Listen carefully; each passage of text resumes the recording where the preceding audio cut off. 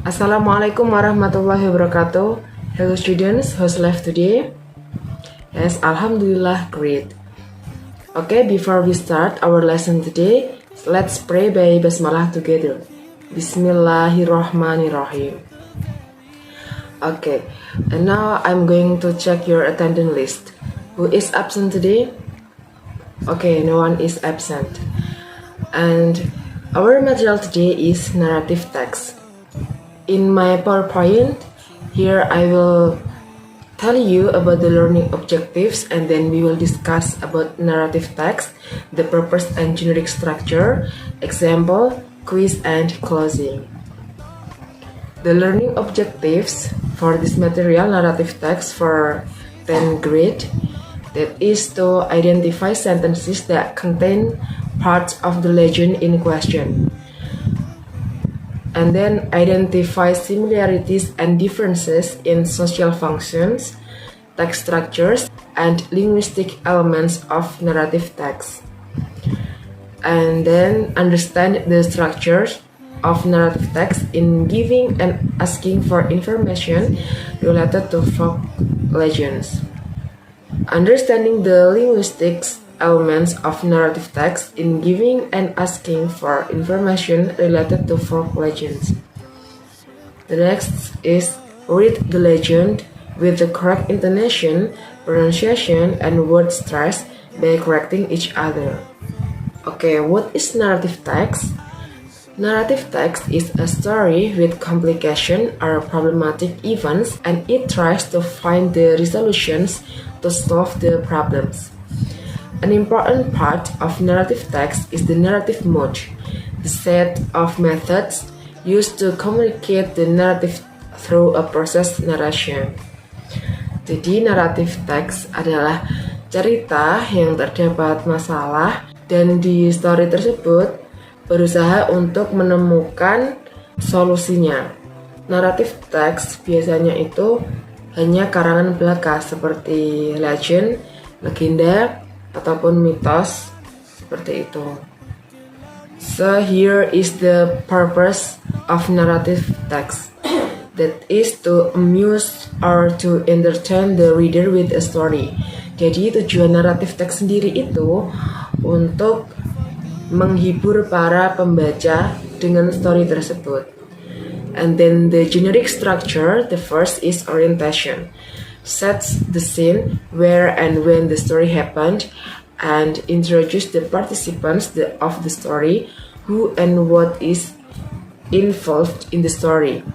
Jadi di sini orientasinya itu menentukan di mana dan tempat story tersebut terjadi, dan memperkenalkan tokoh-tokoh yang berada di story tersebut. And then the second is complication, tells the beginning of the problems which leads to the crisis of the main participants. Di komplikasi ini itu mulainya terjadi masalah. And the next is resolution. The problem is resolved either in a happy ending or in a sad ending. Nah, di sini di bagian resolusi ini masalahnya itu terselesaikan meskipun itu berakhir happy ending maupun sad ending. And the last is reorientation. Nah, di sini di bagian penutup biasanya di story ini diselipkan moral value dari cerita tersebut. Okay.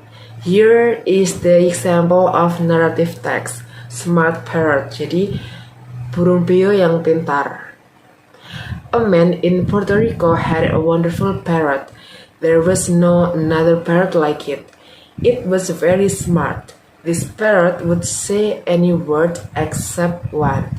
He would not say the name of the town where he was born. The name of the town was Catano. The man tried to teach the parrot to say Catano, but the bird would not say the word. At first, the man was very nice, but then he got angry. You are a stupid bird. Why can't you say the word? Say Catano or I'll kill you. But the parrot would not say it. Then the man got so angry that he shouted over and over, Say katana or I'll kill you. But the bird would not talk. One day, after trying for many hours to make the bird say katana, the man got very angry. He picked up the bird and threw him into the chicken house. You are more stupid than chickens. Soon I will eat them, and I will eat you too. In the chicken house there are 4 old chickens. They were for Sunday's dinner. The man put the parrot in the kitchen house and left. The next day, the man came back to the chicken house. He opened the door and stopped. He was very surprised at what he saw. He saw 3 dead chickens on the floor.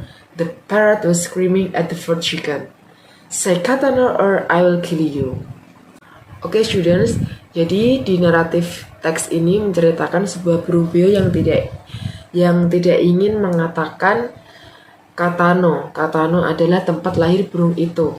Nah, di sini pemiliknya itu sangat marah dengan burung puyuh tersebut. Jadi burung puyuh tersebut ditaruh di kandang ayam. Oke students, cerita apa saja yang pernah kalian dengar, legenda maupun mitos ataupun fiktif yang ada di daerah kalian? Oke, there is a Malin Kundang.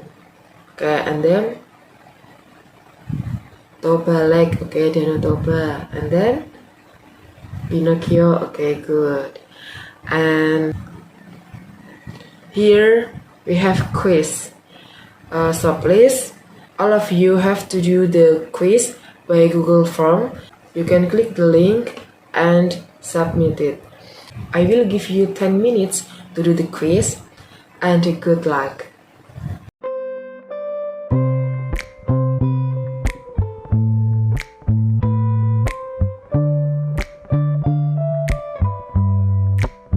Can I call you baby?